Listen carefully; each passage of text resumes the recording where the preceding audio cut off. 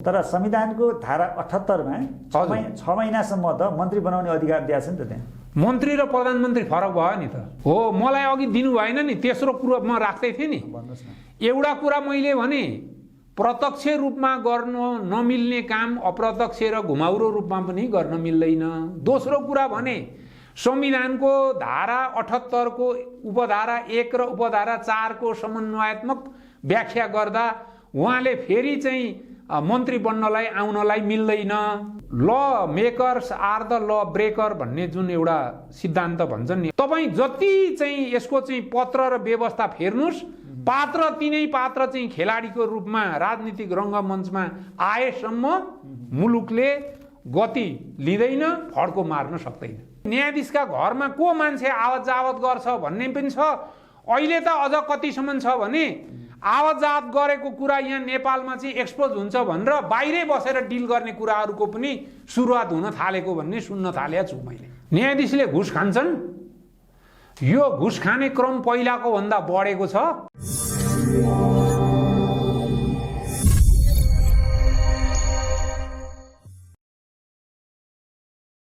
आदरणीय दर्शकवृन्द नमस्ते। नेपालमा विभिन्न परिवर्तनहरू भए। राणा शासनलाई पनि जनताले मन पराएनन्। त्यसपछि बहुदलीय प्रजातान्त्रिक व्यवस्था सुरु भयो 2007 सालपछि। केही समय पश्चात त्यो व्यवस्थालाई पनि जनताले मन पराएनन्। फेरि राजाको सक्रिय शासन सुरु भयो। उक्त शासन व्यवस्था पनि केही समय पश्चात फेरि जनताले मन पराएनन्। त्यसपछि फेरि आन्दोलन भयो र जनआन्दोलनबाट 47 सालमा बहुदलीय संसदीय व्यवस्था फेरि सुरु भयो। त्यसपछि पनि संसदीय व्यवस्थामा विभिन्न विकृतिहरू भ्रष्टाचारहरू सुरु भए। सत्तामा सबै नेताहरू लिप्त भए। त्यसपछि फेरि जनआन्दोलन सुरु भयो। जनआन्दोलन पश्चात फेरि राजाले पुनः शासन आफ्नो हातमा लिए। सँगसँगै दरबार हत्याकाण्ड पनि भयो। त्यसपछि फेरि जनआन्दोलन सुरु भयो र जनआन्दोलन पछि माओवादी र संसदीय दल र प्रजातान्त्रिक मूलधारका शासकहरू मिलेर फेरि शासन व्यवस्था सञ्चालन गरियो र लामो समयको रस्साकसीपछि नेपालमा गणतान्त्रिक संविधान 2072 मा जारी गरियो। त्यसपछि निर्वाचन भयो र निर्वाचन पश्चात अहिले नेपाल कम्युनिस्ट पार्टीले बहुमतको सरकार चलाएर अगाडि बढिरहेको अवस्था छ। यसै विषयमा अहिले समसामयिक रूपमा उठिरहेको विषय के हो भने चुनाव हारेका केही व्यक्तिहरू, वामदेव गौतम लगायतका व्यक्तिहरू राष्ट्रिय सभामा सदस्यता लिएर फेरि मन्त्री बन्ने हल्ला चलिरहेको छ। के त हाम्रो संविधानले चुनाव हारेका व्यक्तिहरूलाई राष्ट्रिय सभामा ल्याएर फेरि मन्त्री बनाउन सक्ने अवस्था छ कि छैन? आज हामी यिनै संवैधानिक व्यवस्थाहरूको बारेमा छलफल गर्नको लागि लामो समयसम्म कानुन व्यवसायमा संलग्न रहनुभएका वरिष्ठ अधिवक्ता हरिप्रसाद उप्रेतीलाई हामीले निम्त्याएका छौँ। नमस्ते सर। नमस्ते। सन्चै हुनुहुन्छ? ठिक छ। के छ आजकल तपाईँको दिनचर्या कसरी चलिरहेछ?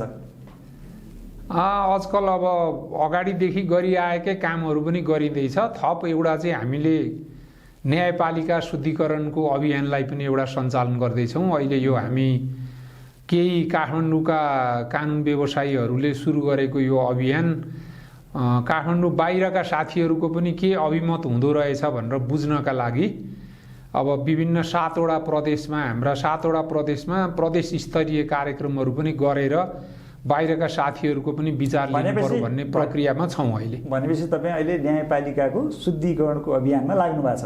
हजुर। हामी यो विषयमा छलफल गर्छौँ। अब अहिले मेन चर्चाको विषय चाहिँ के छ भने हाम्रो संसदीय बहुदलीय प्रजातान्त्रिक व्यवस्थामा चुनाव हारेका केही व्यक्तिहरूलाई पार्टीहरूले चाहिँ फेरि संविधानको व्यवस्था अनुसार उनीहरूलाई एउटा राष्ट्रिय सभाको सदस्यता बनाएर फेरि मन्त्री बनाउने हल्ला बजारमा व्यापक चलिरहेको छ। के वास्तवमा यो हाम्रो संविधानले यसरी निर्वाचनमा भाग लिएर, अझ भन्नुपर्दाखेरि प्रतिनिधि सभाको निर्वाचनमा भाग लिएर चुनाव हारेका व्यक्तिहरूलाई यो नेपालको जुन संविधान जारी भएको छ त्यो संविधानले त्यसरी मन्त्री बन्न पाउने संवैधानिक व्यवस्थाहरू छन् के छन्? यो बारेमा अलिकति प्रश्न पार्नुहोस् न। म यसलाई जम्मा 3वटा पाटोमा म तपाईँलाई प्रकाश पार्छु। पहिला त तपाईँ पनि एउटा कानुन व्यवसायी, म पनि एउटा कानुन व्यवसायी भएको हिसाबले हामी विधिशास्त्रका व्याख्या गर्दाखेरि, विधिशास्त्रलाई समातेर कुरा गर्दाखेरि के भन्छौँ भने जुन कार्य प्रत्यक्ष रूपमा गर्न मिल्दैन त्यो कार्य घुमाउरो रूपमा पनि गर्न मिल्दैन भन्छौँ। हेर्नुहोस्, अब प्रत्यक्ष रूपमा गर्न नमिल्ने भनेको के? कुनै व्यक्ति प्रतिनिधि सभाको निर्वाचनमा उम्मेदवार बन्यो, चुनाव लड्यो र चुनाव हार्यो। चुनाव हारेको व्यक्ति त्यो सदस्य बन्न, मन्त्री बन्न सक्छ त? सक्दैन। प्रत्यक्ष रूपमा गरेको व्यवस्था के हो? बन्न नसक्ने हो। अब त्यो व्यवस्थालाई तोडमोड गरेर घुमाउरो रूपमा चाहिँ बनाउन सकिन्छ त भन्दाखेरि, घुमाउरो रूपमा बनाउनका लागि चाहिँ के छ भन्दाखेरि संविधानले हाम्रो संवैधानिक व्यवस्था के छ त्यसलाई अलिकति प्रश्न होइन। संविधानको व्यवस्थामा म तपाईँलाई 2टा कुरा राख्छु। प्रधानमन्त्री धारा 76 बमोजिम प्रतिनिधि सभामा बहुमत प्राप्त दलको हुनुपर्ने व्यवस्था संविधानले गरेको छ, धारा 76 को व्यवस्था। र धारा 78 मा चाहिँ तपाईँ यहाँ संविधान नै छ, म यो संविधान हेरेरै तपाईँलाई निवेदन गर्छु। हजुर, यसमा के भन्छ भने धारा 76 को उपधारा 9 मा जुनसुकै कुरा लेखिएको भए तापनि 76 को 9 मा लेखेको कुरा के छ भन्दा राष्ट्रपतिले प्रधानमन्त्रीको सिफारिसमा संघीय संसदका सदस्यहरू मध्येबाट समावेशी सिद्धान्त बमोजिम प्रधानमन्त्री सहित बढीमा 25 जना मन्त्री रहेको मन्त्री परिषद गठन गर्नेछ। संघीय संसदका सदस्य मध्येबाट भन्ने शब्द पर्यो 76 को 9 मा। अब उहाँ प्रतिनिधि सभाको चुनाव हार्नुभयो होइन, वामदेव गौतमजीले हो, अब नारायण काजी श्रेष्ठजीले, दुईटैले भनौँ न। हजुर, तर उहाँहरूलाई अब नारायण काजीजीलाई त राष्ट्रिय सभामा ल्याइ नै सकियो, वामदेवलाई ल्याउने भनेर पार्टीले सिफारिस गरेको अवस्था छ अहिले। हजुर, तर प्रधानमन्त्रीले उहाँलाई चाहिँ सदस्यता बनाउने भनेर अहिले राष्ट्रपति कहाँ चाहिँ सिफारिस गरिसकेको अवस्था छैन आजको मितिमा, आजसम्म छैन। अब उहाँ चाहिँ प्रधानमन्त्री बन्न सक्ने अवस्था छ कि छैन यो दफामा, यो धारामा चाहिँ? अब म यहाँ भन्छु, प्रधानमन्त्री बन्ने त आउटराइट लामो कुरै गर्नु पर्दैन। प्रतिनिधि सभामा बहुमत प्राप्त दलको व्यक्ति मात्रै हुन सक्छ भन्ने भइसके पछाडि प्रतिनिधि सभाको सदस्य नै नभएको व्यक्ति प्रधानमन्त्री बन्ने त यसको छलफलको विषय नै नबनाऊ। यो त के छ भने आउटराइट सबै मान्छेले जानेको बुझेको कुरा हो, कुनै कन्फ्युजन हुनुपर्ने ठाउँै छैन। यो त म क्लियरली भनिहाल्छु। अब जहाँसम्म राष्ट्रिय सभाको सदस्य बनाउने र त्यसपछि मन्त्री बनाउने भन्ने कुराहरू छ, त्यो सम्बन्धमा हेर्दा धारा 78 ले के भन्छ भने धारा 76 को उपधारा 9 मा जुनसुकै कुरा लेखिएको भए तापनि अघि हामीले भन्यौं त्यसमा चाहिँ 9 मा चाहिँ के थियो भने संघीय संसदको सदस्य भएको हुनुपर्छ मन्त्री हुनलाई भन्ने थियो। संघीय संसदको सदस्य भएको भनेको कि प्रतिनिधि सभा कि राष्ट्रिय सभाको सदस्य भएको भने हो। अब यहाँ चाहिँ के भन्नु भने धारा 76 को उपधारा 9 मा जुनसुकै कुरा लेखिएको भए तापनि राष्ट्रपतिले प्रधानमन्त्रीको सिफारिसमा संघीय संसदको सदस्य नभएको कुनै व्यक्तिलाई मन्त्री पदमा नियुक्ति गर्न सक्नेछ भने यो चुनावमा भाग लिएको, लडेको, त्यसमा असफल भएको, हारेको भन्ने व्यक्तिलाई यो चाहिँ यसले हो कि होइन भनेर कुरा गर्नका लागि अब यो 78 को चाहिँ 4 मा जानु पर्यो। म अलिकति बिचमा तपाईलाई रोकेँ। हजुर, तपाईले के भन्नुभयो भने चुनाव हारेको अथवा राष्ट्रिय सभामा सदस्य व्यक्ति प्रधानमन्त्री त हुनै सक्दैन भन्नुभयो हैन? हो। तर संविधानको धारा 78 मा 6 महिनासम्म त मन्त्री बनाउने अधिकार दिएको छ नि त। त्यहाँ मन्त्री र प्रधानमन्त्री फरक भयो नि त। मन्त्री भन्नाले प्रधानमन्त्रीलाई समेत जनाउने भनेर जनाउँदैन, त्यहाँ लेखिरहेछ होइन? कुनमा लेखेको छ? कुन प्रयोजनको लागि? यो धारामा 78 मा त छैन। धारा 78 मा हुनु पर्यो। मैले खालि तपाईँलाई सोध्न खोजेको के भने 6 महिनासम्मको लागि चाहिँ प्रधानमन्त्री बन्न सक्ने अवस्था छ कि छैन? बन्न सक्ने छैन। धारा 78 मा पनि त्यो परिभाषा गरेको भए होइन 6 महिनाका लागि त हुन सक्छ कि बाहिरकै मान्छे हुन सक्छ कि भन्ने एउटा कन्फ्युजन क्रिएट हुन सक्थ्यो होला। तर धारा 78 को 4 ले के भन्यो भने उपदफा 1 मा जुनसुकै कुरा लेखिएको भए तापनि तत्काल कायम रहेको प्रतिनिधि सभाको निर्वाचनमा पराजित भएको व्यक्ति त्यस्तो प्रतिनिधि सभाको कार्यकालमा उपधारा 1 बमोजिम मन्त्री पदमा नियुक्तिका लागि योग्य हुने छैन। उहाँ त प्रतिनिधि सभामै उठेर हार्नु भएको हो। त त्यसलाई अब 1 को धारा 78 को उपधारा 1 र उपधारा 4 को समन्वयात्मक व्याख्या गर्नु पर्यो। हार्मोनियस कन्स्ट्रक्सन भन्छ नि, समन्वयात्मक व्याख्या गर्दाखेरि के कुरा आयो त? अब हैन उहाँ 6 महिनासम्म हजुर मन्त्री बन्न सक्नुहुन्छ कि सक्नुहुन्न? यो संविधानको धारा बमोजिम 6 महिनासम्म होइन, 6 महिनासम्म त अहिलेको यसले नै भनिहाल्यो नि, उपधारा 4 ले नै भनिहाल्यो नि। यहाँ नै 1 मा जुनसुकै कुरा लेखिएको भए तापनि तत्काल कायम रहेको प्रतिनिधि सभाको निर्वाचनमा पराजित भएको व्यक्ति होइन उहाँ हो। अब त्यो उहाँ पराजित भएको संसदको कार्यकाल 5 वर्ष पुरा भएर 5 वर्ष पछिको सन्दर्भ त यो आएको होइन। त्यही उहाँ जुन निर्वाचनमा उहाँ हार्नुभयो त्यही निर्वाचनबाट निर्वाचित भएका सदस्यहरू रहेको संसद हो अहिले। त्यो विवादै भएन। त त्यसो भएको हुनाले यो उपधारा 4 किन नलाग्ने त? उपधारा 4 त प्रष्ट छ कि यसलाई संशोधन गर्नु पर्यो। तपाईँ आज कानुनविदको हिसाबले हो, भोलि त तपाईँहरू यो मुद्दा पर्यो भने त अदालतमा तपाईँहरूले बहस गर्नुहुन्छ। तपाईँ होइन, मैले यो बहसको त मैले आज तपाईँ कहाँ गरेको कार्यक्रमको कुराको कन्ट्रोभर्सी हुने गरी त म त बहस गर्दिनँ नि। मैले भोलि बहस गर्नु पर्यो भने उहाँ हुन सक्दैन भन्ने लाइनमा बहस गर्ने हो मैले। त्यसकारणले यो क्लियर छ कुरा। त यसले चाहिँ के बतायो भने माथि सङ्घीय संसद भन्यो, तल प्रतिनिधि सभाको कार्यकालमा भनौँ, र हारेको पनि के भन्यो प्रतिनिधि सभाको निर्वाचनमा पराजित भएको भन्यो। क्लियर छ नि कुरा। भनेपछि यो संविधान अनुसार हामी यो कन्क्लुजनमा पुग्न सक्छौँ कि वामदेव गौतम राष्ट्रिय सभाको सदस्य भए तापनि उची प्रधानमन्त्री अथवा मन्त्री हुन सक्दैन। अब म तपाईँलाई यही भन्दैछु हो, भए पनि मन्त्री हुन सक्दैन। म प्रधानमन्त्री हुन त धारा 76 ले नै रोक लगाइहाल्यो। मन्त्री हुनका लागि पनि 78 को उपधारा 4 ले रोक लगायो।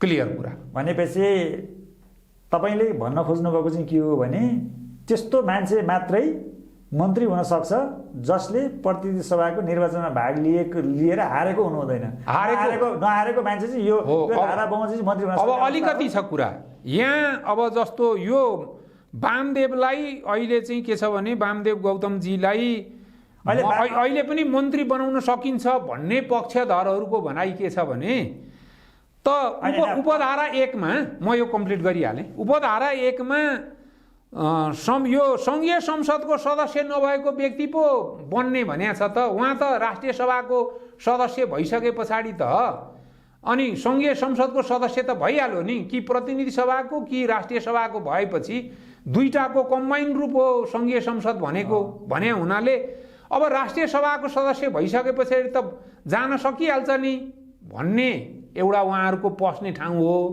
तर उपधारा 4 लाई सँगै लगेर जोडेर हेर्दाखेरि पराजित भएको मान्छे जब मन्त्री हुन पाउन नसक्ने खालको अवस्थाको परिकल्पना यसले गरिराखेको छ भने उपधारा 1 र उपधारा 4 लाई जोडेर व्याख्या गर्नुपर्छ भन्ने यो दोस्रो व्याख्या गराई।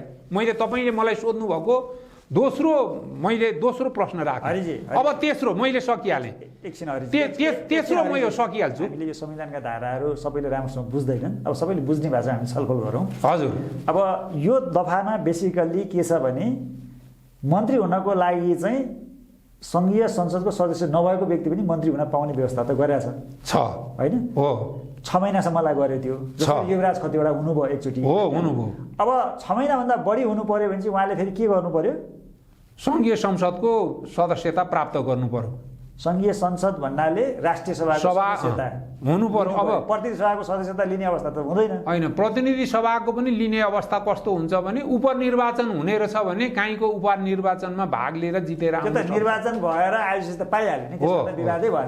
त्यही निर्वाचनबाट जितेर आइसकेपछि त हामीले यही कानुनी रूपमा कुराकानी गर्दाखेरि चाहिँ संसदको सदस्य नभएको भनेपछि प्रतिनिधि सभाको निर्वाचन हुन सक्ने अवस्था नभएपछि राष्ट्रिय सभाकै कुरा गरे हो त्यो। एक्ज्याक्टली जनताले बुझ्ने भाषामा। एक्ज्याक्टली। अब मैले तपाईँलाई सोध्न खोजेको प्रश्न चाहिँ के हो भने 6 महिनाभित्र चाहिँ उसले सदस्यता चाहिँ लिइसक्नुपर्छ। कसले? चुनावमा नउठेको फ्रेस मान्छेले। भनेपछि राजेश काफ्लेले चाहिँ अहिले प्रधानमन्त्रीले चाहनुभयो, पार्टीले चाह्यो भने चाहिँ राजेश काफ्ले चाहिँ सदस्य बन्न सक्छ, मन्त्री बन्न सक्छ। 6 महिनासम्मलाई 6 महिनापछि पनि मन्त्री हुनका लागि चाहिँ सदस्य बन्न सक्छ। तर वामदेव गौतम हो उहाँ चाहिँ उठेर दुईटै नाम लिउँ न जो चर्चा भइरहेका छन्, उहाँहरू चाहिँ उठेर हारिसकेको हुनाले उठेर हारेको व्यक्तिको बारेमा उपधारा 1 ले चिन्दैन। उपधारा 1 को प्यारामिटर भित्र, उपधारा 1 को वृत्तभित्र पर्ने व्यक्ति भनेको चुनावमा उठेर नहारेको व्यक्ति हो। भनेपछि यसो कुनै पनि दुविधा छैन संविधानमा। हो यो क्लियर कट व्यवस्था चाहिँ कुनै व्याख्याको गुन्जाइस छैन। भोलि मुद्दै परिहाल्यो भने हाम्रो श्रीमानहरूले यही दफालाई समातेर उहाँलाई कदम कदाचित भनौँ न मन्त्री नियुक्ति भइहाल्नु हो भने पनि यही दफालाई समातेर चाहिँ उहाँको पद चाहिँ बदर हुन्छ। हो करेक्ट। यो कुरामा तपाईँ विश्वास हुनुहुन्छ? म विश्वस्त छु। अब एउटा कुरा नि हरिजी, तपाईँ लामो समयसम्म राजनीतिमा पनि लाग्नु भएको छ, विशेष गरी तपाईँ भनौँ न एउटा लेफ्ट धारमै तपाईँ समर्थन गर्नुहुन्छ क्यारे होइन? अब यो अहिले जुन हाम्रो मेरो सुरुवाती चाहिँ त्यो तपाईँले भन्नुभएको हो। अहिले चाहिँ म निरपेक्ष छु। ए हो, अहिले कतै पनि लाग्नु भएको छैन? कतै पनि तपाईँ इन्डिपेन्डेन्ट हुनुहुन्छ? हजुर। ओके। मैले तपाईँलाई सोध्न खोजेको प्रश्न चाहिँ के हो भने किन यसरी नेताहरू चाहिँ विभिन्न बाटोबाट छिरेर फेरि सत्तामा चाहिँ किन पुग्न खोज्छन्? प्रजातन्त्रमा त क्लियर कट व्यवस्था छ नि त हाम्रो संविधानमा त। हो छ। किनभने निर्वाचनमा जानु पर्यो, जनताको मतबाट जित्नु पर्यो, अनि सत्ता चलाउन पाउने हो नि त प्रजातान्त्रिक र संसदीय व्यवस्था भनेको त, होइन? यो त सबैलाई थाहा भएको कुरा हो। यदि चुनाव पनि हार्ने, सत्तामा पनि जान पाउने हो भने यो संविधानमा यत्रो निर्वाचन गर्नुको अर्थ केही रहँदैन त। तर पनि पार्टीका यति वरिष्ठ नेताहरू हजुर किन यसरी चाहिँ सत्ताको लागि चाहिँ लिप्त भएर गैर कानुनी बाटोबाट पनि सत्तामा पुग्न खोज्छन्? कस्तो राम्रो प्रश्न गर्नु हो तपाईँले। यो चाहिँ कस्तो भने नेपाल भनेको तपाईँको एउटा त्यस्ता मान्छेहरूको लागि यो स्वर्ग हो खेल्ने। किन स्वर्ग हो? म तपाईँलाई 2-4वटा उदाहरण लाग्छु। जस्तो नेपाली काङ्ग्रेसको कुरा गरौँ। नेपाली काङ्ग्रेस अहिलेकै विषयमा हामी छलफल गरौँ। हो यसैमा म भन्दा होइन, तपाईँको यो प्रश्नको किन मान्छे इलिगल्ली पनि आउन चाहन्छ भन्ने प्रश्नको उत्तरमा म दिन खोज्दैछु। किन आउँदैछ म पहिला सिद्धान्तैमा म जवाफ दिन्छु। त्यो के हो भने बदमास गर्ने नेताहरू, कमजोरी गर्ने नेताहरूले कुनै उत्तरदायित्व वहन गर्नु नपर्ने र त्यस्ता व्यक्तिहरूलाई हामी नेपाली जनताले कहिले पनि सजाय नगर्ने प्रश्रय मात्रै दिइरहने। यो 2टा कारणले उत्तरदायित्व वहन गर्नु नपर्ने, नेताहरूमा नैतिकता भन्ने कुरा छैन। उत्तरदायित्व वहन गर्नु नपर्ने र उत्तरदायित्व वहन नगर्ने मान्छेलाई दण्डित पनि हामी नेपाली जनताले पनि नगर्ने भएको हुनाले यो त खेल्नका लागि एकदम स्वर्ग। हरिजी सुन्नुहोस् न, जस्तो चुनाव हारेको मान्छेले म फेरि सत्तामा गएर मन्त्री बन्छु भनेको त्यो त नैतिकताको पनि प्रश्न होला नि त। हो, मलाई अघि दिनु भएन नि, तेस्रो कुरा म राख्दै थिएँ नि। भन्नुहोस् न। एउटा कुरा मैले भने प्रत्यक्ष रूपमा गर्न नमिल्ने काम अप्रत्यक्ष र घुमाउरो रूपमा पनि गर्न मिल्दैन। दोस्रो कुरा भने संविधानको धारा 78 को उपधारा 1 र उपधारा 4 को समन्वयात्मक व्याख्या गर्दा उहाँले फेरि चाहिँ मन्त्री बन्नलाई आउनलाई मिल्दैन। दोस्रो कुरा मैले भने। तेस्रो कुरा म भन्दै थिएँ नैतिकताको प्रश्न। तपाईँ जनता समक्ष जानुभयो, 5 वर्षका लागि प्रतिनिधि चुन्ने जनताले अस्वीकार गरे भने 5 वर्षसम्म म चुप लागेर बस्नुपर्छ भन्ने कुरा त्यो कुराको अडान राखेर बस्न सक्ने नैतिकता हुनु पर्यो नेताहरूमा। र यो सामान्य ज्ञानको कुरा पनि हो, सामान्य ज्ञानको कुरा हो। त्यत्रो राजनीति राज्य सत्ता चलाउन जाने मान्छेहरूको सामान्य विवेकमा भर पर्नुपर्ने कुरा हो यो, हामीले भनिराख्नुपर्ने कुरा होइन। त्यसैले मैले अघि तपाईँलाई भन्दाखेरि भन्दै थिएँ, मैले तीनटा नै हिसाबले, एउटा पहिलो त्यो एउटा हाम्रो कानुन व्याख्याको सिद्धान्त, दोस्रो संविधानको चाहिँ स्ट्याचुटरी प्रोभिजन, र तेस्रो भनेको चाहिँ के छ भने नैतिकता, राजनीतिक नैतिकता। यो तीनटै कुराले उहाँ जान मिल्ने अवस्था म देख्दिनँ। अब सुन्नुहोस् न हरिजी, यो संविधानलाई कार्यान्वयन गर्ने भनेर भनेकै कसले हो भने जो मान्छेहरू सत्तामा पुग्छन् उनीहरूले नै कार्यान्वयन गर्ने हो, उनीहरूकै प्रमुख भूमिका हुन्छ होइन, प्रमुख रोल हुन्छ। तर उनीहरूले नै नैतिकताभन्दा बाहिर गएर काम गर्न थाले भने यो संविधान त कार्यान्वयन हुने अवस्थामा छैन। त्यो त बिल्कुल हो नि, किनभने त्यो law makers are the law breaker भन्ने जुन एउटा सिद्धान्त भन्छन् नि, अब जस्तो भनौँ न, तपाईँको संवैधानिक निकायका पदहरू कति दिनदेखि रिक्त भएर बसेका हुन्छन्, पूर्ति हुँदैन, संवैधानिक परिषदको बैठक बस्दैन। अनि संविधानको बैठक किन बस्दैन भन्दा भागभण्डा मिलिसकेका छैन भनेर भन्छन् मान्छेले होइन, भागभण्डा मिलेपछि मात्रै बस्छ भन्छन्। अब यस्ता यस्ता कुराहरू आएको हुनाले जसले संविधान बनाए तिनै मान्छेले चाहिँ के छ भने संविधान मिच्ने काम गरेपछि अनि के गर्ने। अब एउटा भनाइ छैन, हाम्रो एकजना साथीले भन्ने गर्नुहुन्थ्यो, म सुन्थेँ, चिनीले गुलियोपन गुमायो, नुनले नुनिलोपन गुमायो भने अनि त्यसको के अस्तित्व रहन्छ त? संविधान बनाउने र प्रयोग गर्ने मान्छेले नै संविधानको मर्मलाई बुझेनन्, संविधानका प्रावधानहरूको पालना गरेनन् भने अनि त्योभन्दा व्यथिति के हुन्छ? कसले पालना गर्ने? एउटा त के हो भने अरू मान्छेलाई पालना गराउने हैसियतमा बसेका मान्छेले पहिला आफूले पालना गरेर देखाउनुपर्छ अरूलाई उदाहरण, अनि अरूले पालना गरेन भन्ने। यो साँच्चै यसको कुराकानी गर्नुहुन्छ भने एउटा ज्यान मार्ने मान्छेलाई समातेर ल्याएर मुद्दा चलाएर उसलाई आजन्म कैद गर्नुपर्ने जुन कानुनको व्यवस्था छ, त्यो व्यवस्था बमोजिम गर्नका लागि त त्यसको जस्तो उसले एउटा कानुन उल्लङ्घन गर्यो, सत्तामा भएकोले अर्को कानुन उल्लङ्घन हो, बराबरी हो नि। अनि मान्छे त्यसैले क्वेसन गर्छन् नि, एकजना मान्छे मार्ने मान्छे जेलभित्र जाने, हजारौंजना मार्ने मान्छे चाहिँ बाहिर नेता भएर हिँड्ने, यी कुरा त्यसैले गर्दा यही संविधानको उल्लङ्घन, राजनीतिक तपाईँको संस्कृति नबसेको कुरा र राजनीतिक इमान्दारिता र नैतिकताको चाहिँ प्रश्नसँग गाँसिएर आउने कुराहरू हुन् क्या यी कुरा। अब हरिजी, संविधानले जनताको हक अधिकारको बारेमा, शासन पद्धतिको बारेमा, विभिन्न देशको आर्थिक विकास गर्नेको बारेमा सम्पूर्ण व्यवस्थाहरू गरेको छ र विभिन्न संवैधानिक निकायहरू खडा गरेको छ। यो संविधान जबसम्म पूर्ण रूपमा कार्यान्वयन हुँदैन नि, तब त यो चाहिँ के भन्छ, यो शासन पद्धति, शासन व्यवस्था नै फेल हुने सम्भावना भयो नि त हरिजी। हो होइन, फेल हुन पनि सक्छ, बदलिन पनि सक्छ, यी धेरै कुरा फेल हुने भने अर्को व्यवस्था, त्यही त अर्को व्यवस्था। यो तपाईँलाई के लाग्छ, यसरी नै अगाडि बढ्यो भने? मैले त यो अस्ति भर्खरै मात्रै पनि एउटा मैले आफ्नो लेख प्रकाशित गरेको छु, अस्ति नागरिकमा आएको छ। मैले यो अन्तहीन राजनीतिको दुष्चक्र भन्ने शीर्षकमा म के भन्छु भने, हेर्नुहोस्, हाम्रो नेताहरूको प्रवृत्ति नफेरिएसम्म तपाईँ 17वटा व्यवस्था ल्याउनुहोस्, कुनै व्यवस्थाले काम गर्दैन। इतिहासले बताइसक्यो। हामीले राणा शासन, र म तपाईँलाई अर्कोमा दुईटा कुरा एड गर्छु यसमा। एउटा कुरा के एड गर्छु भने, संविधान र कानुनले तपाईँको सिस्टम दिने हो, त्यो सिस्टमलाई कसरी चलाउने भन्ने कुरा चाहिँ त्यो सत्तामा गएर बस्ने मान्छेको विवेक र बुद्धिमत्तामा भर पर्ने कुरा। त्यो त देखिएन नि त हरिजी अहिले। हो, त्यही देखिएन, त्यो उल्टो देखियो। अब यसमा दुईटा उल्टो देखिने बित्तिकै यो संविधानले त काम गर्दैन। हो त, संविधान काम गर्दैन र काम नगर्ने तपाईँका चाहिँ यस्ता दृष्टान्तहरू अनेकौं पुग्न थालेपछि त फेरि विद्रोहको कुराहरू आउँछ नि।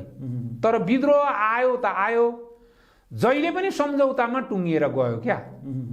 राणा शासन गयो, राणाहरूलाई केही कारबाही भएन। अनि त्यस पछाडि एउटा अघि तपाईँले आफ्नो पृष्ठभूमिमा भन्नुभएको थियो होइन, त्यस पछाडि पञ्चायतले टेक ओभर गर्यो, पञ्चका नेताहरूलाई पनि कसैलाई कारबाही भएन। जनार्दन मल्लिकको त्यत्रो आयोगै बन्यो, आयोगले चाहिँ सिफारिस गरेका व्यक्तिहरूलाई पनि कारबाही गर्न सकेन। अनि त्यस पछाडि लोकतान्त्रिक व्यवस्था, संसदीय व्यवस्था आयो, अब त्यसले पनि काम गर्न सकेन। तर कसले गर्दा काम गर्न सकेन? कसैलाई दण्ड भयो? भएनन्। अनि गणतन्त्र आयो, उहाँ पञ्चायतदेखिकै मान्छेहरूको निरन्तरता अहिले गणतन्त्रसम्म पनि छ। हेर्नुहोस्, अनि गल्ती गर्ने मान्छेलाई हामीले उत्तरदायी बनायौँ र गल्ती गर्नेलाई हामीले दण्डित गर्यौँ? गरेनौँ।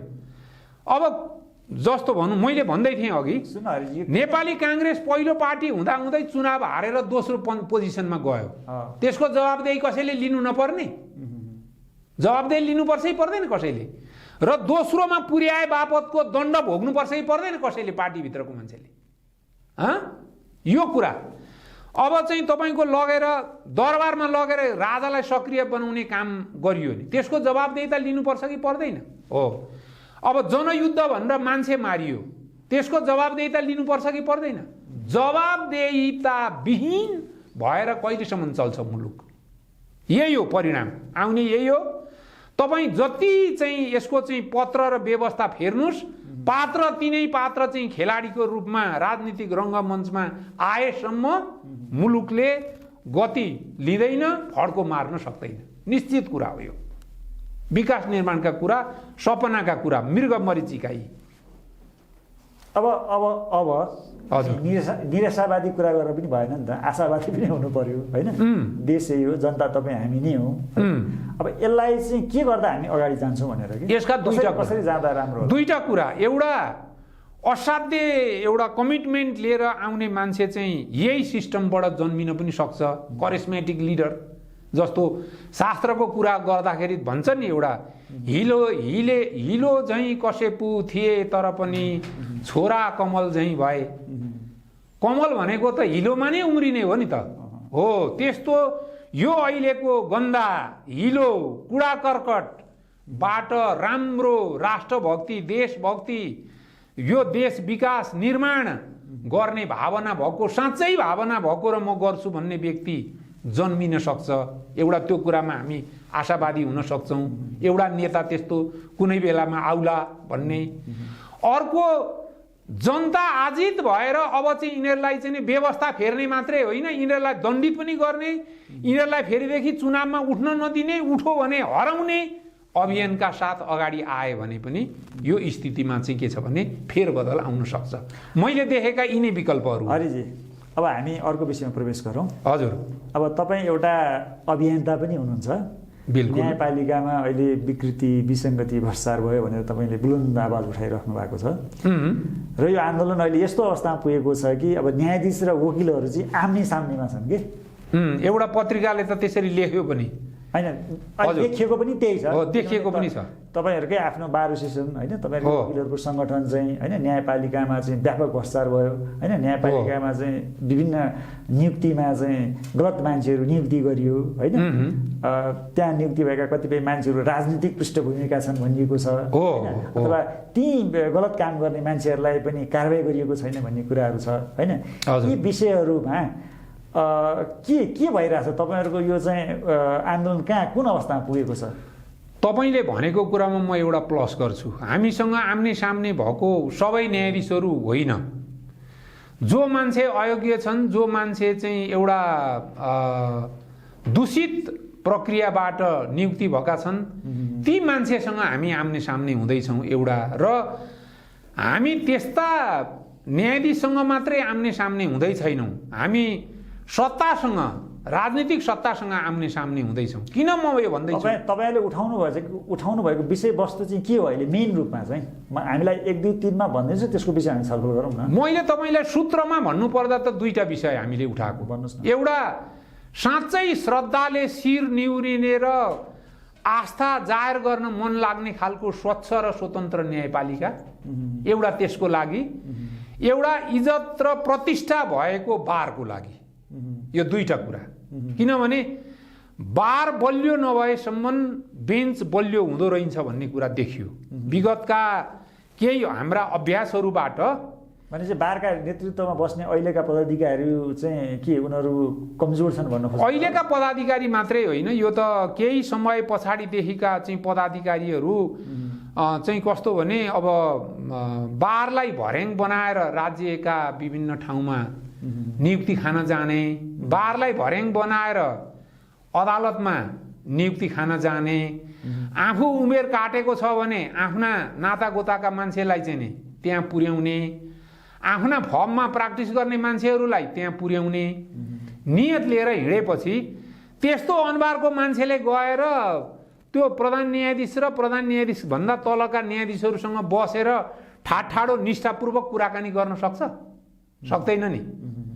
अब एउटा साँच्चै नै वाचडगको रूपमा काम गर्ने खालको बार एसोसिएसन भइदिया भए अहिले कतिवटा इस्यु आइसके। अहिलेको नेपालमा बारले बोल्नुपर्ने इस्यु कतिवटा आयो हेर्नुहोस्, यो छैन। भनेपछि बारको भूमिका अहिले एकदमै कमजोर छ। बिल्कुल। बार हामीले विगतमा बार एसोसिएसनका जे जस्ता एउटा स्थितिहरू थिए, जति एउटा गौरवपूर्ण पृष्ठभूमि थियो नेपाल बार एसोसिएसनको, त्यो अहिले स्खलित हुँदै हुँदै हुँदै हुँदै त्यो गिर्दै गएर अब अहिले त खुट्टा नटेक्ने अवस्थामा पुगिसक्यो। अब हामी न्यायपालिकाको विषयमा प्रवेश गरौँ र छलफल गरौँ। हजुर। अब यो न्यायपालिकामा चाहिँ के अब न्यायाधीशहरूको नियुक्ति नै गलत हो भनेर भनिराख्नु भएको छ, आवाज पनि उठाइराख्नु भएको छ भने हाम्रा 3-4वटा कुरा छन्। पहिले नियुक्तिबाटै जाउँ। नियुक्ति गलत। कहिले देखेको नियुक्ति गलत र तपाईँको माग के हो, भनाइ के हो?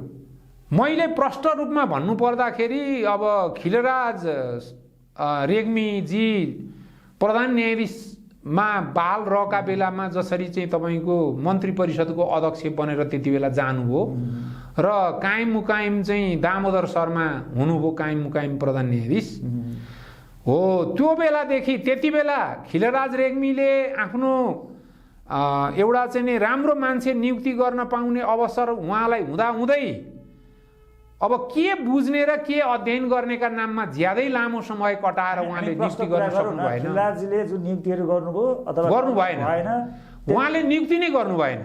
नियुक्ति नगरेका कारणले चाहिँ केही व्यक्तिहरू चाहिँ त्यो 4-5 वर्षसम्म कति अवधिसम्म चाहिँ अस्थायी बसेर बिदा भएर जानुपर्ने अवस्था आयो उहाँले नियुक्ति नगरेका कारणले।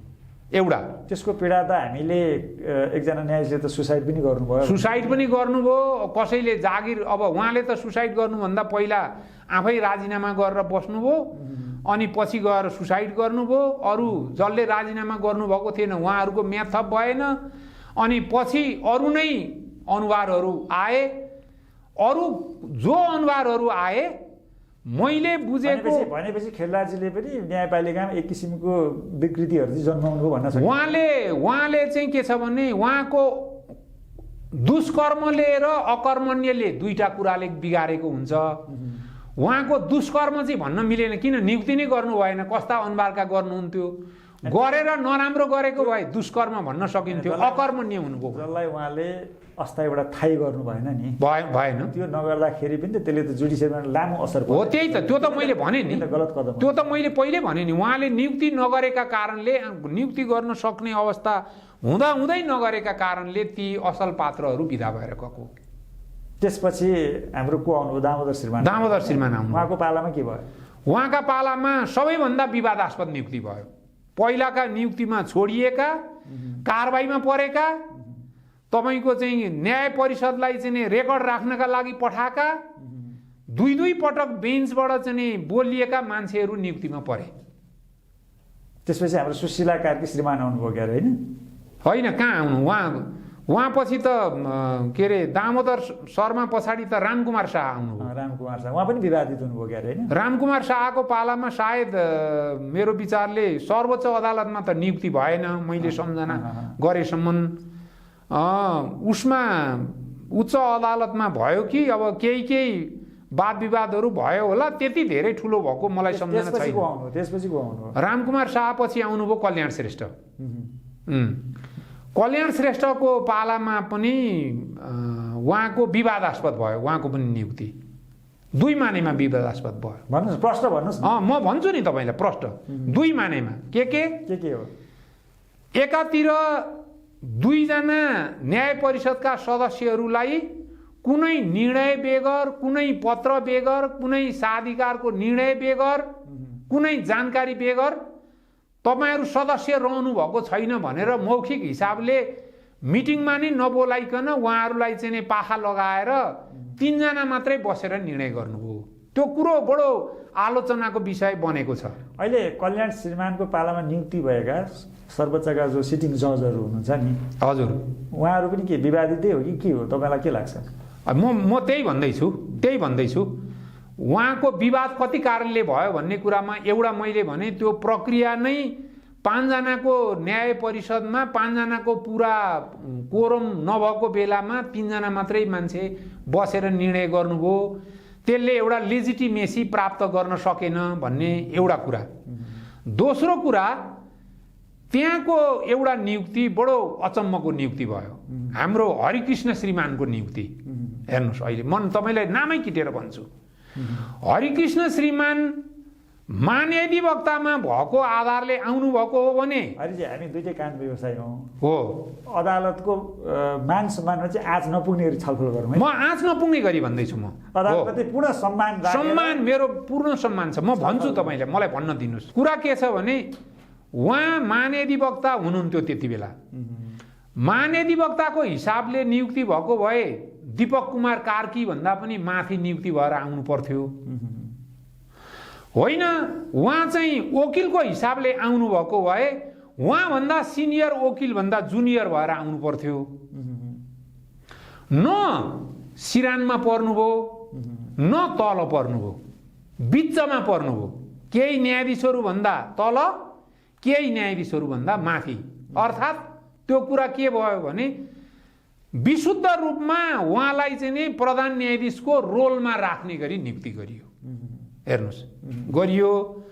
अब नियुक्ति भएर आएपछि हरिकृष्णजीले चाहिँ एज ए जज नियुक्ति भइसके पछाडि उहाँले मेरो मूल्याङ्कनमा राम्रो न्यायाधीशकै रूपमा काम गर्नु भएको छ। उहाँको जजसिपमा म अहिले जति अरूसँग तुलना गरेर भन्नु पर्दाखेरि उहाँको जजसिपमा म त्यति खोट लगाउने ठाउँ म देख्दिनँ, राम्रै गर्नुभएको छ। तर जुन प्रक्रियाबाट आउनुभयो, प्रक्रियामा त क्वेसन उठ्छ। मैले प्रक्रियामा क्वेसन उठाएँ, त्यो हो कुरा। हरिजी, हामीलाई एउटा कुरा स्पष्ट रूपमा के भनिदिनुहोस् भने तपाईँहरूले जुन अहिले अभियान उठाइरहनु भएको छ नि, हजुर, होइन, यो चाहिँ विशेष गरी को प्रति लक्षित छ कि प्रश्न भन्नुपर्छ कि, नत्र त हामी के भन्छौँ भने विकृत छ, विसङ्गत छ, भ्रष्टाचार छ भन्छौँ, तर कसले गर्यो भन्ने कुरा चाहिँ कोही पनि बोल्दैनौँ कि अभियानमा लाग्ने मान्छेहरू। तपाईँहरूले बोलिदिनु भएन, त्यसको आइडेन्टिफाई गरिदिनु भएन भने कारवाही त केही पनि हुँदैन, होइन? बोल्ने मात्रै काम हुन्छ। त्यस कारण तपाईँहरूले चाहिँ अब स्पष्ट रूपमा, तपाईँ आफै अभियन्ता पनि हुनुहुन्छ, तपाईँले चाहिँ भन्नु पर्यो कि नियुक्ति गलत छ भने को न्यायाधीशको नियुक्ति गलत छ, यो कुरा त तपाईँले भनिदिनु पर्यो कि। हो, म तपाईँलाई म भन्छु नि यो कुरा, भन्नुहोस् न। तपाईँको यतिको कार्यक्रममा नभन्, तर म के भन्छु भने तपाईँको जस्तो म ठ्याक्क नाम भन्न सक्दिनँ। नाम किन भन्न सक्दिनँ? होइन भने त तपाईँहरूले यसको विषयमा आन्दोलन गर्नुको के अर्थ भयो त भने कि? होइन, अर्थ त के छ भने मैले तपाईँको क्यारेक्टरहरू, चरित्रहरू बताइसके पछाडि, विशेषताहरू बताएपछि तपाईँले पनि त मेहनत गर्नु पर्यो नि पत्रकारको हिसाबले, त्यो चरित्रभित्र को पर्छ भन्ने। मान्छे बिचौलिया नियुक्ति भए, बिचौलिया को रहेछ? तपाईँहरूको समस्या के छ भने नि हरिजी, म भन्छु, मेरो सकिया छैन कुरा। अब हेर्नुहोस्, अब चाहिँ के छ भने बारमा आएर प्र्याक्टिसै नगरेका मान्छे, एक दिन पनि प्र्याक्टिस एउटा मुद्दा पनि बहस नगरेका मान्छे नियुक्ति भए। को त्यस्ता नियुक्ति भनिदिनुहोस् न त, सबैले थाहा त पाउनु पर्यो नि त हरिजी। तपाईँले भनिदिनुहुन्छ यस्ता मान्छे नियुक्ति भए, अदालतमा यस्तो भ्रष्टाचार छ भनेर भनिदिनुहुन्छ, अब नाम चाहिँ केही पनि भन्दैन, कसलाई कारवाही गर्ने त? तपाईँ आफै पनि त वकिल हुनुहुन्छ नि, मुद्दा चलाउनको लागि पनि अपराधी त आइडेन्टिफाई हुनु पर्यो नि त, अनि मुद्दा चल्छ नि। कसलाई कारवाही गर्नु? अब सुन्नु न हरिजी, म तपाईँलाई म भन्छु ल, म तपाईँलाई यति भन्नु न, मैले यो क्वेसन दोहोऱ्याउनु पर्यो। मैले तपाईँलाई भनेका मान्छेलाई कारवाही हुन्छ भनेर ग्यारेन्टी गर्नुहोस् त।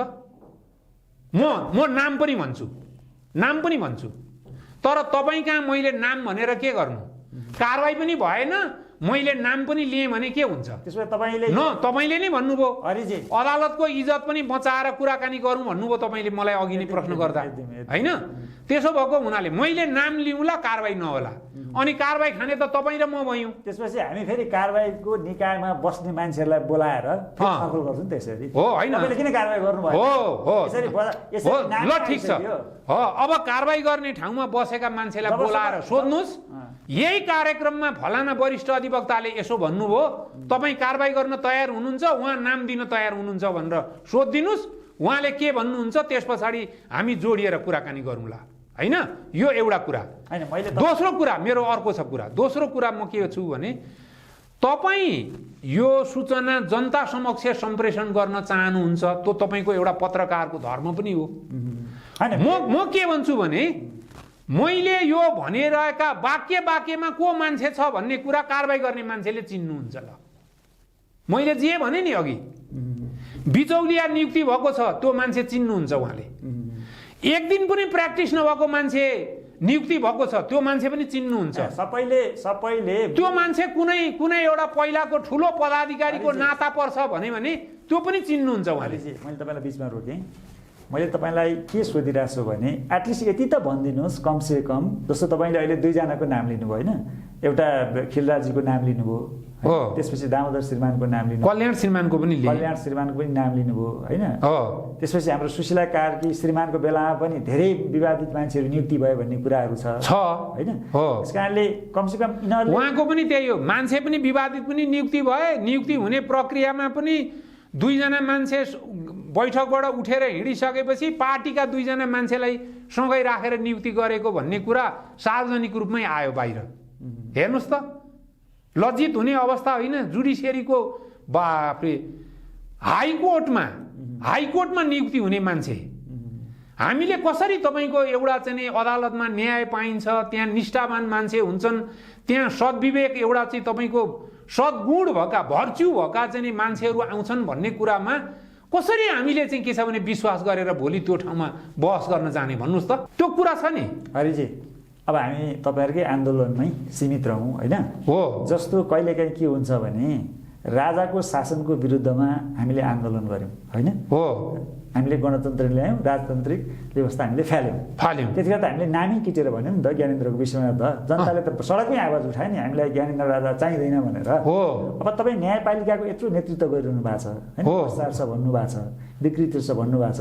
हो, अब न्यायपालिकाको नेतृत्वमा बसेर कसले बदमासी गरिरहेछन् त्यो कुरा त तपाईँले नभनेसम्म कसरी कारबाही हुन्छ? त्यो त म भन्दैछु त बाबा, सबै मैले भने, खिलराजीको बारेमा भने, दामोदर श्रीमानको बारेमा भने। त रिटायर भएर गइसके, त रिटायर भएर गए पनि त इतिहास त मेटिँदैन नि। आजको एक्जिस्टिङ जसले नेतृत्व सम्हालिराख्नु भएको छ नि, हाम्रो प्रधानमन्त्री चोलेन्द्र शमशेर जवारा हुनुहुन्छ, अब उहाँको नेतृत्व कालमा तपाईँले के प्रश्न उठाइराख्नु भएको छ भने उहाँले गरेका नीतिहरू पनि विवादित छन् भनेर तपाईँले प्रश्न उठाइराख्नु भएको छ, होइन? उहाँका मात्रै होइन, पहिलादेखिकै छ, हाम्रो पहिलाका पनि छन्। उहाँको भने मतलब उहाँको झन् छ, उहाँकोमा त झन् प्रत्यक्ष राजनीतिको छाया परेको देखिएको छ। तपाईँहरू आफै पनि के भनिरहनु भएको छ भने राजनीतिमा प्रत्यक्ष रूपमा सक्रिय रूपमा संलग्न भएको व्यक्तिहरू पनि अदालतमा गए, होइन? यी मान्छेहरू जहिले पनि बायस हुन्छन् नेताहरूबाट भनिराख्नु भएको छ भने। अब तपाईँको माग चाहिँ के हो? उहाँहरूलाई पदबाट हटाउनु पर्छ भन्न खोज्नु के हो? त्यो त क्लियर आउनु पर्यो नि त।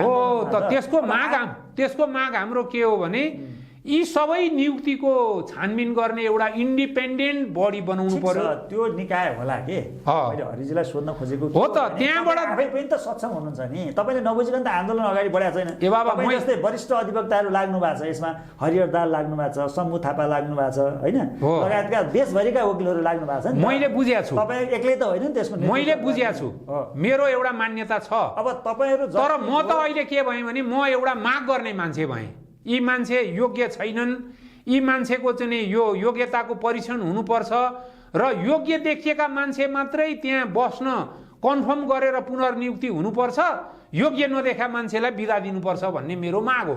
मैले तपाईँलाई माग हो, यो चाहिँ तपाईँहरूको माग भयो हो। मेरो भनाइ चाहिँ के हो भने कुनै पनि कुराहरू चाहे आन्दोलन गर्दा होस् चाहे माग गर्दा होस् त्यो कुरा चाहिँ के हो भन्ने कुरा चाहिँ प्रष्ट रूपमा नभनेसम्म नि त्यसको सल्युसन आउँदैन के। जस्तो तपाईँहरूले मैले अघि नै भने तपाईँहरूले त मागसम्म गर्ने हो नि फलाना सुन्नुहोस् है हजुर मलाई कम्प्लिट गरिदिनु फलाना मान्छेहरूले चाहिँ बदमासी गरे भन्ने त हो तपाईँहरूले कारवाही गर्ने निकाय होइन कारवाही कसले गर्छ कारवाही गर्ने निकायले गर्नु पर्यो कारवाही गर्ने निकायले गर्छ जबसम्म तपाईँहरूले यो कुरा उठाइदिनु हुँदैन। जस्तो फर इक्जाम्पल म तपाईँलाई उदाहरण दिन्छु हाइकोर्टका न्यायाधीशहरू बदमासी भयो भने तपाईँहरूले भनिदिनु भयो र तपाईँहरूले नाम किटेर भन्नु पर्यो यो न्यायाधीशहरूले भ्रष्टाचार गर्छन् यो न्यायाधीशहरूमा कार्यक्षमताको अभाव छ यिनलाई चाहिँ कारवाही गर्नुपर्छ भनेर जबसम्म तपाईँहरूले आफ्नो राय सुझाव प्रतिवेदन बुझाउनुहुन्न नि तबसम्म कसरी कारवाही अगाडि बढ्छ भने के मैले होइन हामी यो बुझाउँछौँ नि यो सबै कुराहरू आउँछ तर हाम्रो बुझाइ कस्तो हुन्छ भने हामी विशेषताको हिसाबले चरित्रको हिसाबले पात्रहरू हामी इन्डिकेट गर्छौँ।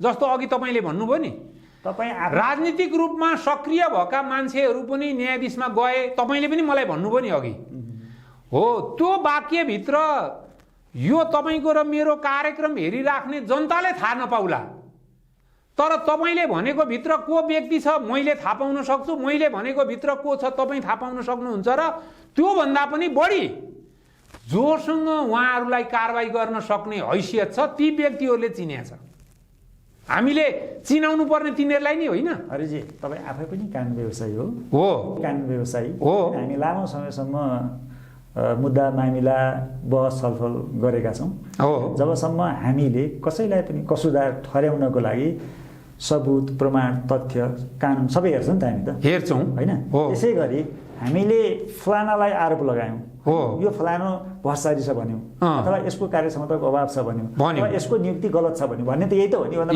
के पनि भन्दैनौँ हामीले होइन हाम्रो कुरा त हामी गर्दैनौँ नि हामी त फ्याक्टमा बसेर कुरा गर्छौँ नि गर्छौँ अब त्यो गरिसकेपछि नै अनि कारवाही अगाडि बढ्छ नि त होइन। जस्तो भनौँ न अहिले हामी दुईवटा कुरामा छलफल गरौँ होइन हाइकोर्टका न्यायाधीशहरूको बारेमा कारवाही गर्ने त निकाय छ निकाय नभएको त होइन छ होइन को छ निकाय भनिदिनुहोस् त र कसरी कारवाही हुन्छ अथवा न्याय परिषदले कारवाही गर्न सक्छ। न्याय परिषद ऐनमा तपाईँको न्यायाधीशले गरेका आदेश फैसलाहरू हेरेर त्यसमा कानुनको उल्लङ्घन भएको कार्यक्षमताको अभाव देखिएको खराब आचरण गरेको देखिएको भन्ने लगायतका जुन यो कुराहरू तपाईँहरू औँलाइदिएर न्याय परिषदमा रिपोर्ट बुझाइदिनु न त अनि कारवाही भएन भने अनि फेरि त्यसलाई आन्दोलनमा लिएर जाउँला नि त। न्याय परिषदका मान्छेहरूको भनाइ चाहिँ के छ मैले बाहिर सुने अनुसार चाहिँ तपाईँहरूले आवाज चाहिँ उठाइदिनुहुन्छ अरे होइन भ्रष्टाचार छ पनि भनिदिनुहुन्छ अरे नियुक्ति पनि गलत छ भनेर भनिदिनुहुन्छ अरे होइन।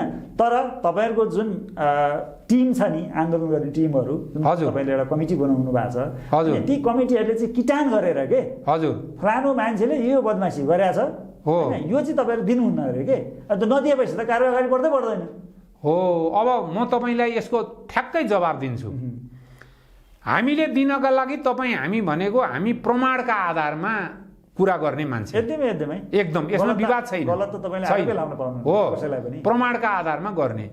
अब तपाईँ हामीलाई थाहा भएको कुरा के हो भने प्रमाण दुई किसिमका हुन्छन् एउटा डाइरेक्ट इभिडेन्स हुन्छ एउटा सर्कमस्टान्सियल इभिडेन्स हुन्छ।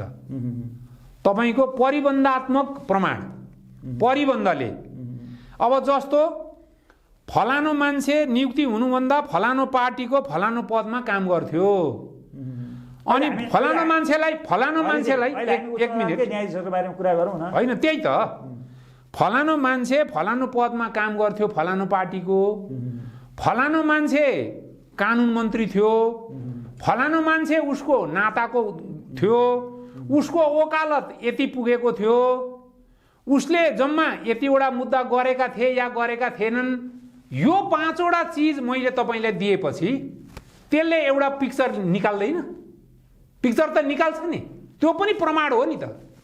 हरिजी हामीलाई तपाईँले एउटा कुरा आज के बताइदिनुहोस् भने तपाईँको जुन कमिटी छ नि आन्दोलन कमिटी छैन हाम्रो कमिटी भने मतलब सर्टेन अभियन्ताहरू हामी अभियन्ता एउटा समूहमा छौँ कमिटी भनेको समूहमा तपाईँले रिपोर्ट बनाउनु भएको छ बारमा बुझाउनु भएको छ हो तपाईँले त्यो बारको रिपोर्ट पनि मैले पढेको छु होइन भ्रष्टाचार छ भन्नुभएको छ नियुक्तिका कुराहरू छन् होइन न्याय परिषदको कुरा छ सुनवाईको कुरा छ होइन सुनवाईको कुरा छ फैसलाका कुरा छन् कुराहरू भनेको चाहिँ सैद्धान्तिक कुरा भयो के होइन अब न्याय परिषद चेन्ज गर्ने कुरा होइन संसदीय सुनवाई चेन्ज गर्ने कुरा होइन यी कुराहरू भने चाहिँ के भयो भने यी पछि हुने कुराहरू हुन् कि तर अहिलेको समस्या चाहिँ के हो भने जो मान्छेहरू न्यायपालिकामै बसेर हैन काम गरिरहनु भएको छ हैन। उहाँहरूमा यदि कार्यक्षमताको अभाव देखिएको छ, उहाँहरूले राम्रोसँग फैसला गर्न सक्नुहुन्न हैन, सबुत प्रमाण कानुन नजिर हेरेर न्याय दिन सक्नुहुन्न भन्ने यदि तपाईँहरूलाई लागेको छ, अथवा उहाँहरूले भ्रष्टाचारै गरेका छन् भन्ने कुरा यदि तपाईँहरूलाई लागेको छ, देख्नु भएको छ भने न त्यसको सल्युसन आउँछ। त्यो कुरा तपाईँहरूले 1 2 3 भनेर बुँदागत रूपमा नलेखिदिएसम्म यी कुराहरूको त निकास आउनेवाला छैन नि त। छैन हो यो चिजमा तपाईँले मलाई एउटा के मलाई भने मतलब हामी सबैजनालाई यो हेर्ने मान्छेको जनताको कुरा हो। तपाईँको दर्शकलाई एउटा कुरा के प्रश्न भनिदिनु पर्यो भने तपाईँहरूको अभियन्ताको हिसाबले हामी चाहिँ यो विषयमा छलफल गरिरहेछौँ राजेशजी, र यसको कन्क्लुजनमा हामी कसले बदमासी गरेछ तिनीहरूको नाम सबै लेखेर हामी चाहिँ प्रतिवेदन बुझाउँछौँ भन्ने त प्रतिबद्धता गर्नुहोस्। यहाँ हो म तपाईँलाई भन्छु, त्यति त प्रतिबद्धता गर्नुहोस्। म भन्छु नि तपाईँलाई, अनि गर्नु चाहिँ गर्नु न, त्यति चाहिँ किन नगर्नु बाबा। तपाईँलाई हामीले यो सबै कुरा अहिले हाम्रो कुरासँग बाहिरका वकिलहरूको पनि कुरा मिल्छ कि मिल्दैन भनेर अहिले हामी प्रदेश स्तरका कार्यक्रममा छौँ। यो कार्यक्रम सकिएपछि हामी इस्यु वाइज बुँदा वाइज लेखेर हाम्रो रिपोर्ट बनाउँछौँ।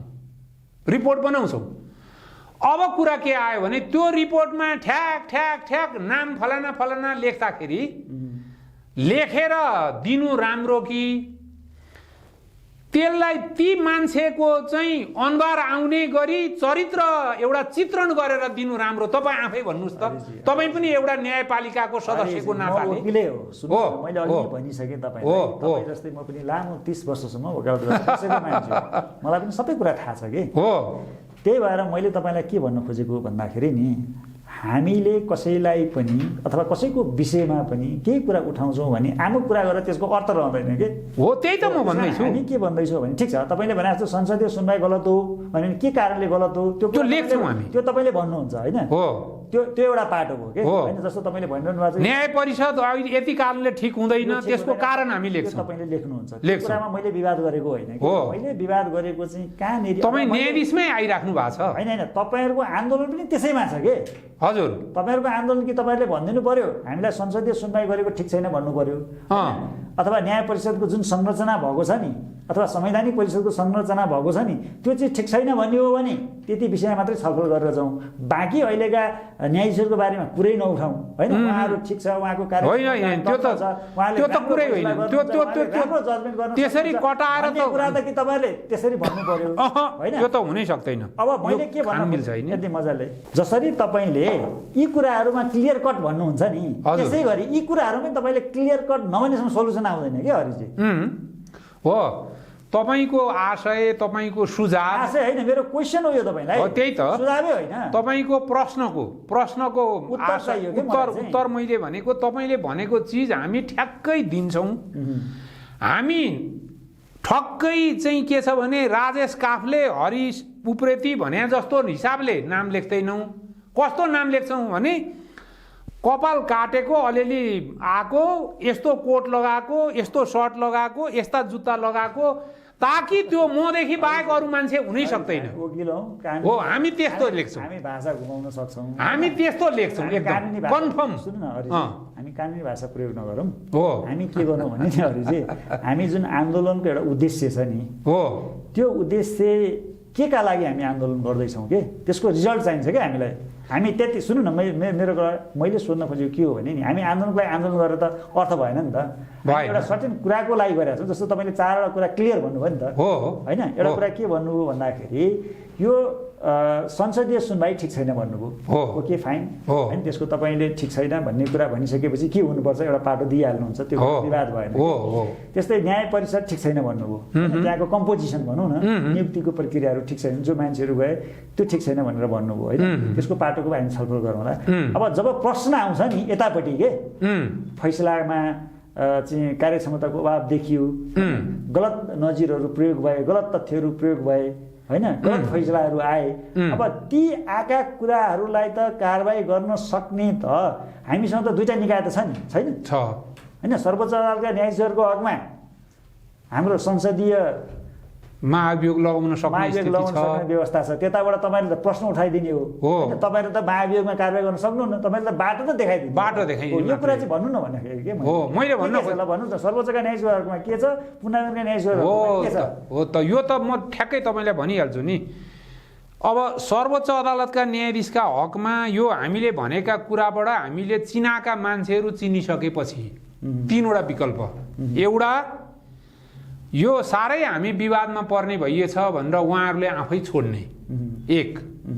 दोस्रो, उहाँहरूको फैसला अध्ययन गरेर न्याय परिषदले यी मान्छेहरूको क्षमता असल खालको देखिएन, यिनीहरूको कार्यक्षमताको अभावमा कारबाही चलाउनु भनेर संसदमा कारबाहीका लागि लेखेर पठाइदिने न्याय परिषदले, जसरी पहिला पनि पठाएको इतिहास छ हामी यहाँ। तर कारबाही दोस्रो देखिएन नि त। पहुन सक्न त दिनुहोस् यार, तपाईँले प्रश्न सोध्नुहुन्छ फेरि अर्कातिर घुमाइहाल्नुहुन्छ।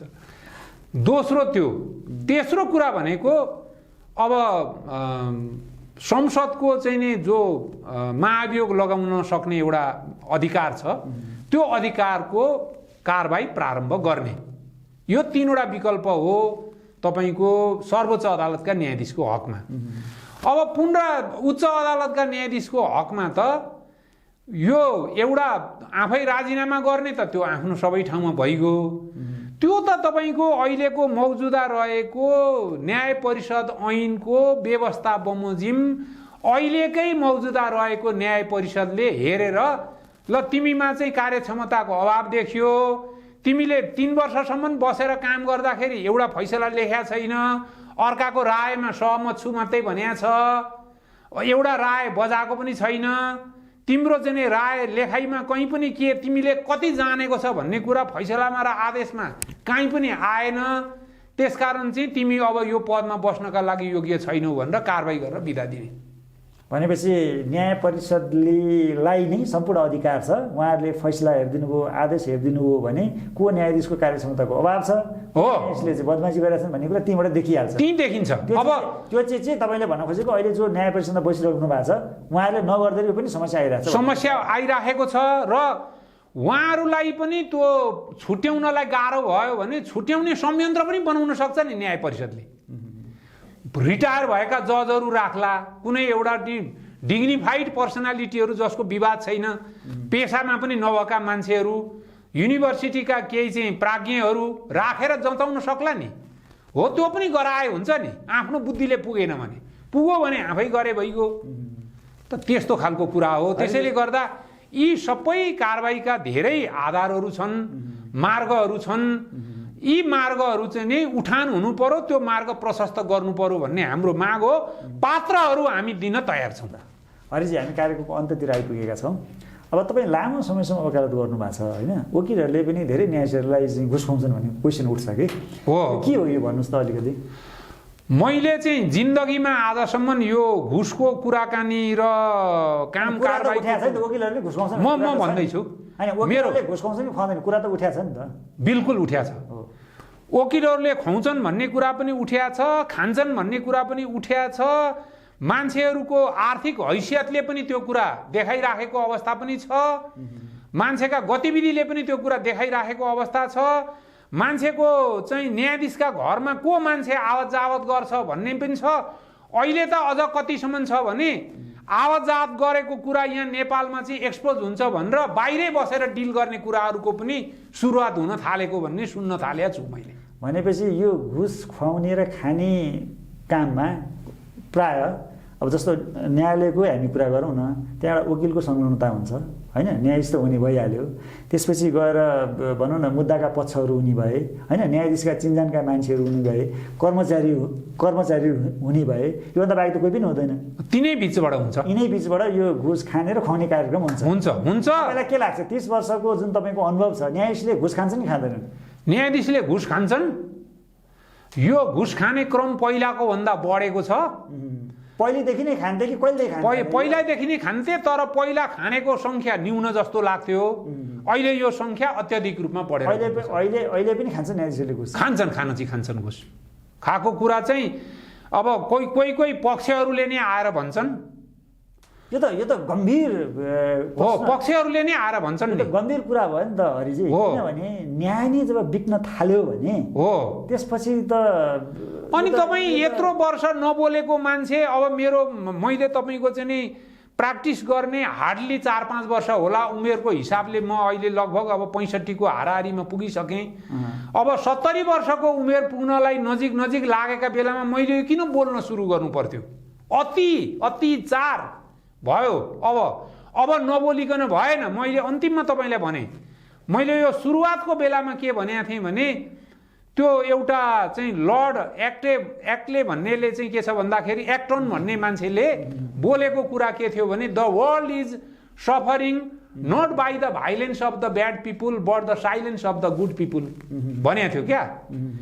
हामी देख्ने जान्ने बुझ्ने असल मान्छेहरू नबोलेको कारणले जुडिसियरी बिग्रिन लाग्यो भनेको भएर नै हामी अब बोल्न लागेका। तपाईँले त बोल्नु भएको छ के हो होइन? विगत झन् 1 महिना भइसक्यो होला तपाईँले आवाज उठाउनु भयो। 1 महिनाभन्दा बढी भयो। नेपाल अधिराज्यका वकिलहरूसँग पनि छलफल गरिरहनु भएको छ। कतिपय प्रोग्राम म आफै पनि सामेल भएको छु होइन? तर विडम्बना भनौँ अथवा दुर्भाग्य भनौँ, 2टा कमिटी गठन भएको छ होइन? एउटा हरिकृष्ण श्रीमानको कमिटी, एउटा दीपक श्रीमानको 2टा कमिटी गठन भएको छ। त्यसैले अहिले यो विषयहरूमा छलफल तपाईँहरूको चलिरहेको छ होइन? हजुर। तर पनि यी कमिटी त आफ्नो ठाउँमा छँदैछन्, यिनले आफ्नो अनुसन्धान गर्लान् होइन? हजुर। एउटा रिपोर्ट बुझाउला। तर अहिले पनि त न्यायालयको नेतृत्व गर्ने सामान्य प्रधान न्यायाधीश हुनुहुन्छ, न्याय परिषदमा त्यत्रो व्यक्तित्वहरू हुनुहुन्छ होइन? हजुर। तपाईँहरूले जे इस्यु उठाइराख्नु भएको छ नि त, ती इस्युहरू त अहिले पनि दैनन्दिन कारबाही अगाडि बढ्न सक्छ नि त हरिजी। यो किन भइरहेको छैन के? होइन, तपाईँले यो प्रश्न गरिराख्दाखेरि एउटा चाहिँ मलाई सानो सन्दर्भ याद आयो। सामान्य प्रधान न्यायाधीश भन्नुभयो नि, उहाँ शहीद भएको संवैधानिक इजलासले गरेको अस्ति एउटा फैसलाको बारेमा यो नेपाली भाषा मानक अन्तर्राष्ट्रिय अभियानका एकजना अभियन्ता अध्यक्ष हुनुहुँदो रहेछ, डाक्टर खगेन्द्र लुइटेल भन्ने युनिभर्सिटीको प्रोफेसर। उहाँले त कतिसम्म पनि भन्नुभयो भने, मान भए पो माननीय सम्माननीय भन्नु, आफ्नो मानै राखेका छैन फैसलामा, के को माननीय र सम्माननीय हुन्छ भन्ने कुरा पनि गर्नुभयो प्रधान न्यायाधीशज्यूलाई पनि इङ्गित गर्दै भन्नुभयो। त्यो कुन सन्दर्भमा भने तपाईँको यो मेरो प्रश्न चाहिँ तपाईँलाई के हो भने नि, उहाँहरू किन चुप लागेर बस्नु भएको छ भन्ने हो के? होइन, चुप लागेर बस्ने त मैले तपाईँलाई त्यही भन्दै थिएँ। चुप लागेर बस्नुभएको उहाँहरू मात्रै होइन नि, उहाँहरूलाई नियुक्ति गर्ने, उहाँहरूलाई कारबाही गर्न सक्ने संसद पनि त चुप लागेका छ, पार्टीहरू चुप लागेका छन् नि। किन चुप लागेको कुरा बताउनु हो त? यो किन चुप लागेका छन् भने त्यहाँ मिलेमतो छ, त्यसमा ठुलो तपाईँको एउटा सञ्जाल छ। यो अनुभव गर्न सकिन्छ। तपाईँले छायालाई देख्नुहुन्छ तर पक्रिन सक्नुहुन्न। यो हामीले देखेको छाया हो। तपाईँको भनाइ के हो भने मिलेमतोको कारणले गर्दाखेरि यो चिज अगाडि बढिरहेको छैन भन्ने हो? कारबाही नबढ्नुको अगाडि मिलेमतोको कारणले नियुक्ति पाउने, नियुक्ति गर्नलाई इसारा गर्ने, यी तीनटैको पक्षमा चाहिँ मिलेमतो भएको कारणले यो कारबाही नभएपछि कानुन हामीसँग प्रशस्त छन् कारबाही गर्नलाई, त्यो कानुन कार्यान्वयन गर्ने नेतृत्वमा बस्नुभएका मान्छेहरूको कारणले गर्दाखेरि चाहिँ यो कारबाही अगाडि बढेको छैन र विकृति विसङ्गति चाहिँ भइराखेको छ। सहमत तपाईँको यो निष्कर्षप्रति। धन्यवाद हरिजी। धन्यवाद। यहाँ आइदिनुभयो, विभिन्न विषयहरूमा छलफल गर्नुभयो, हाम्रा दर्शकहरूले धेरै कुराहरू बुझ्ने मौका पाए। तपाईँलाई धेरै धेरै धन्यवाद। हस्, धन्यवाद। अब यो चाहिँ